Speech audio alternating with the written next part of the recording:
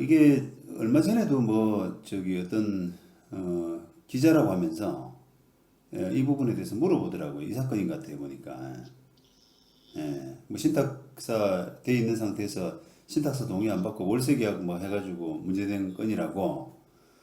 근데 이제 기자들이 그 실무적인 감각이 전혀 없다 보니까 이게 과연 세입자한테, 그러니까 지금 어떻게 보면은 완전 그냥 그 전세 사기, 뭐 전세 피해 이런 것들이 완전 어떻게 보면 완전 아니에요. 그러니까 호도라기보다는 완전 어떻게 보면 장날이지 않습니까? 그거 가지고 울겨 먹는 게. 그 이제 핫하지 않습니까, 제? 그러니까 이제 기자들도 뭐 그런 기사 없나 이렇게 막 그 눈을 후릅뜨고 보는 거예요. 그러다가 이제 이런 피해가 이제 자기한테는 들어왔는가 보더라고요. 그러니까 이제 이거를 그 세입자들 피해가 많지 않느냐 이러면서 저한테 이제 물어보길래, 그거는 전혀 생각이 지금 잘못된 거다.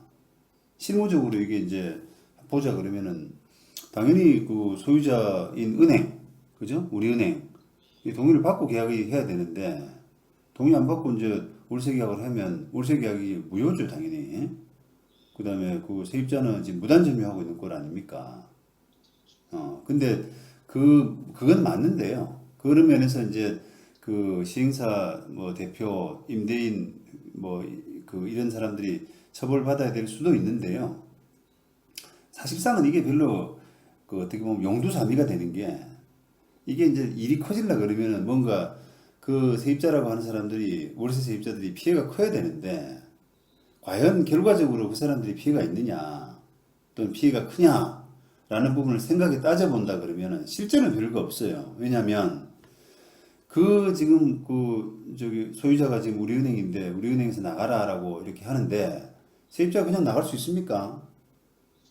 못 나죠. 그러면 버티면서 월세를 안 낼 거 아니에요. 그렇죠. 그러면 실제로 이제 그 보증금을 다 빼버리고 공제하고 나온단 말이에요. 실제로는. 그리고 사실상 이제 그래서 이제 피해가 없는 거고요. 그죠? 그러면 자기 보증금 다 빼놓고 이제 다 떨어질 때쯤 해서 자진해서 나오게 되면은 뒷 문제만 없다 그러면은 손해가 없잖아요. 그죠?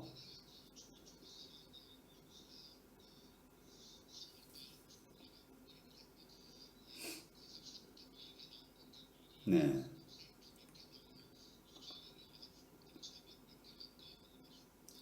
네.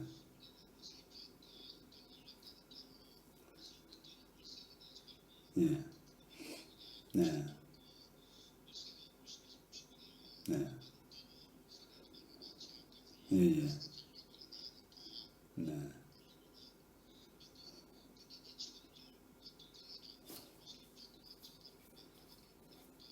아니, 그래서 교수님 들어보십시오. 그래서 원칙적으로는 그 세입자가 피해가 별로 없어요. 그러니까 이제 그걸 뭐 피해가 어마어마하다 이렇게 이야기하는 자체가, 이게 뭐 전세 사기는 많은데 월세 사기는 뭐 처음이다 이렇게 하는 자체가 웃긴 이야기고요, 보통. 그죠? 왜냐면 세입자 피해가 사실상 없단 말이에요. 그런데 그 세입자가 그러면 피해가 전혀 없느냐 그러면은 그런 건 아니고, 일부는 뭐 저기 다 보증금이 좀 클 때 있잖아요. 클 때는 다 못 가고 좀 나올 수도 있어서 그런 면에서는 피해가 될 수도 있고, 아니면은 이제 우리은행 입장에서는 뭘 결국은 이제 우리은행이란 게 우선 수익자들 입장하고 같은데요.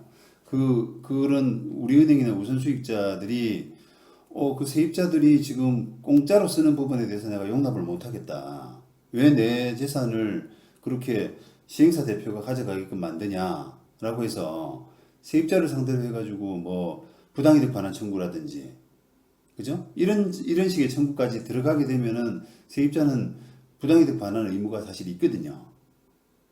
있단 말이에요. 예, 거기서는 이제 세입자가 피해가 실질적으로 발생할 수 있는데, 관행적으로 보게 되면은 그런 우리은행이나 우선수익자들이 지금 월세 있는 세입자들 월세 있는 세입자들을 상대로 해가지고 부당이득 반환 청구까지 가는 경우는 거의 없습니다. 그게 불랑거리로, 그렇죠. 말로만 자기들 자기들 입장이 있으니까 자기들 내부적으로도 문책을 안 당해야 되고 뭐 우선수익자들 입장도 있고 등등 있잖아요.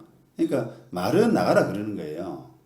그런 그렇지 외형적으로. 근데 이제 그거를 뭐 몇 달 있다가 몇 달 정도 이제 익스큐즈 미안하다 나도 피해자다 이러면서 있는 사람한테 내가 뭐 예를 들면 이제 그 뭐 보증금 500에 월세 50이란 말이에요.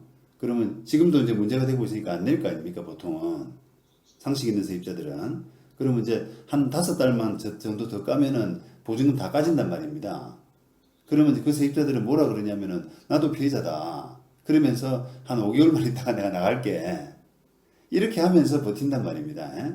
그러면 그 세입자들을 내보내고 부당이득 반환 청구를 할 거냐? 안 합니다, 보통. 보통 안 한단 말이에요. 그게 이제 실무적인 일반적인 관행이거든요. 그러다 보니까 피해 입은 세입자들이 사실 거의 없어요. 그러면 이제 어떻게 되느냐라고 하면은 결국은 그 우리은행이나 우선수익자 같은 이런 입장에서는 그냥 시행사 상대로 야 이거 너희들이 왜 내 재산 가지고 돈 가져가서 부당이득 해줘 이렇게 해서 거기 붙잡고 그냥 해결할 가능성이 높단 말이에요. 왜냐하면 세입자를 건드리게 되면 말이 많아요. 시끄럽단 말입니다. 그러니까 예? 예. 그렇죠. 그렇죠. 그래서 이제 그런 구조로 해결될 가능성이 높다. 그러니까 이제 이걸 세입자를 피해자로 보고 뭔가 이게 대단한 사건이다라고 이렇게 만드는 거는 그거는 실무 감각이 좀 없는 겁니다.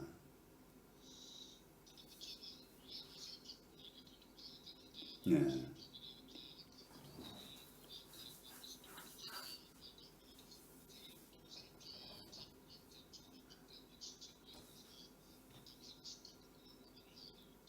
그러니까 이제 그런 아까 통고서 봤는데요. 그거도 마찬가지예요. 그러면 이제 그런 관점으로 이 사건을 바라보게 되면은 그 중개업자가 어떻게 되겠습니까? 내가 노력해 볼 테니까 조금만 더 기다려 보세요. 이렇게 하면 끝이란 말이에요, 사실은. 그렇죠. 내가 해결을 하기 위해서 노력해 볼 테니까 좀 기다려서 거기서 나오지 말고 일단은 좀 계시라. 그러면은 몇 달 있으면은 피해가 하나도 없는 거 아닙니까? 끝난단 말입니다, 사실상. 그러면 이제 세입자들 목소리가 없어져요. 자기도 뭐 보증금 다 뺐는데 뭘 더 이야기하겠어요.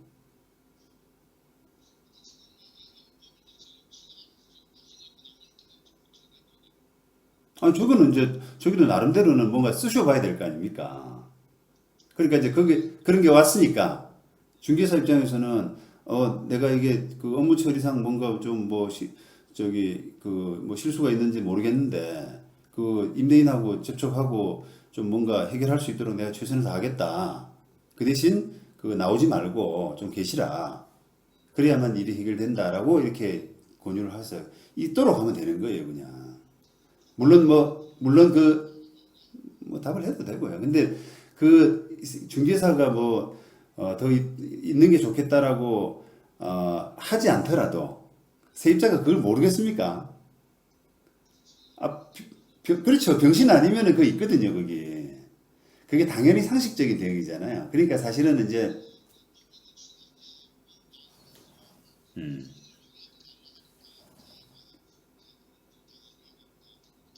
그렇죠. 예. 그러니까 이제 그것도 이제 이심전심으로 조금 계시면 됩니다라고 답을 할 수도 있고 아니면 답을 안 해도 계속 계실 거예요, 아마 세입자는.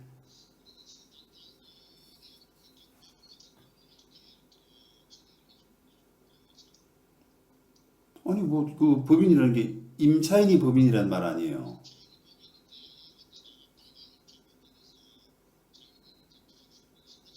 아, 명도해 줬다고요? 명도해 주면 그렇죠. 명도해 주면은 실질적으로 이제 실제 손해가 얼마냐 그러면 보증금이 얼만데 아니 그러니까 들어보십시오. 보증금이 얼만데 실제 연체된 금액이 얼마냐 이 부분을 알려달라 그래야 되는 거죠. 예? 교수님. 보증금에서 일부는 안 냈을 거예요. 월세가 연체가 있을 거란 말입니다. 그게 상식적인 대응이거든요. 근데 자기는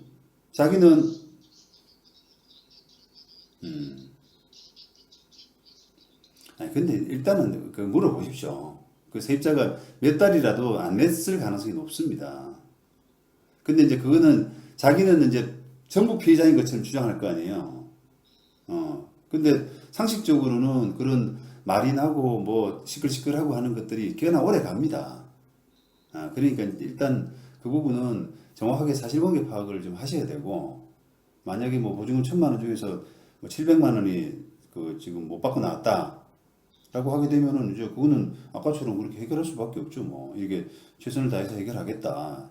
좀 기다려 달라 이렇게 할 수밖에 없는 거죠. 뭐 아니면 뭐 그거 싫으면은 본인 돈으로 해주셔야 되는데 뭐 그렇게까지 할 필요 있겠어요.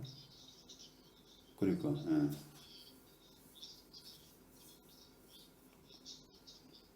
그러니까 음,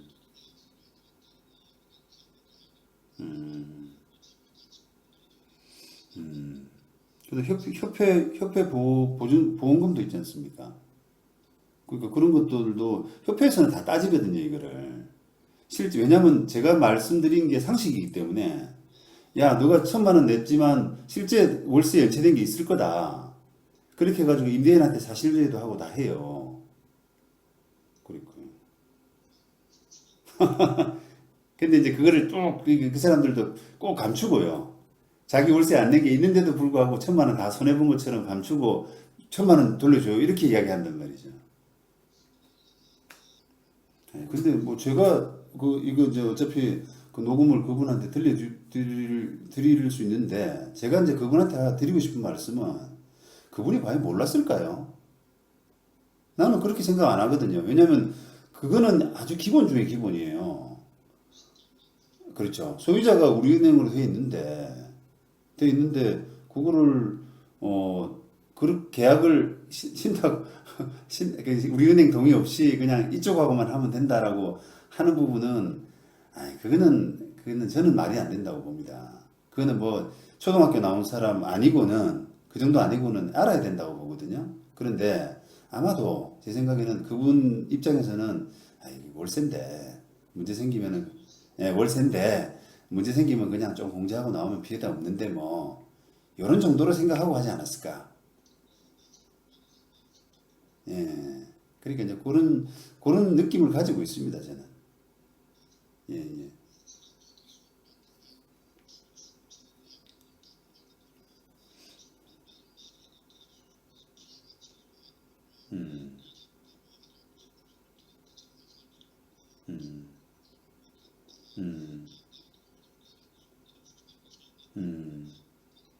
대신에 이제 본인 입장에서는 이게 아니 그게 아니라 본인 입장에서는 어 저기 나는 내가 좀 창피한 이야기지만 무식해서 내가 잘 몰랐다.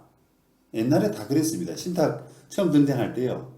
그 공중개사들 진짜 모르고요. 진짜 모르고 신탁회사 동의 없이 그 시행사만 하고만 처리한 경우가 너무너무 많았거든요. 근데 그게 지금 신탁 제도 도입된 게 얼마나 됐어요, 벌써. 그래서 이제 그게 신탁 사고도 많이 일어나 그런 식의 사고도 많이 일어나고 하니까 그걸 지금에서 몰랐다라고 하는 거는 조금 이제 납득이 잘 안 되는데 그런데도 불구하고 사실 그분 입장에서는 나는 그래도 몰랐습니다라고 할 수밖에 없는 것은 이게 형사 사건까지 몰려 있을 가능성이 높아요. 야, 너 저기 사기 아니냐? 사기 공범이다. 이래가지고 아마 고소당할 가능성이 많거든요. 그렇다 그러면 거기에 대해서 대응하기 위해서는 천상할 수 없이 그분의 실제 인지 여부에 관계없이 아이고 내가 무식해서 너무 몰랐습니다라고 그렇게 방어할 수밖에 없단 말이에요.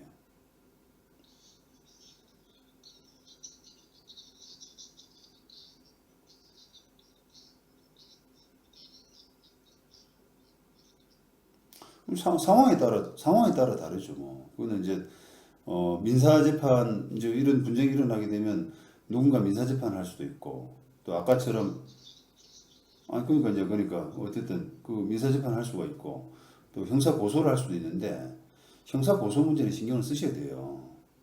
형사 고소는 야 그 소유자 엄연히 따로 있는데 왜 소유자 동의를 안 받고 저쪽하고만 이야기하냐? 그거는 네가 알고 일부러 그렇게 한 거 아니냐? 충분히 그렇게 이야기할 수 있거든요. 그러니까 이제 거기에 대해서는 내가 몰랐고 뭐 실수고 이런 부분을 좀 어필을 해야 되는 거예요.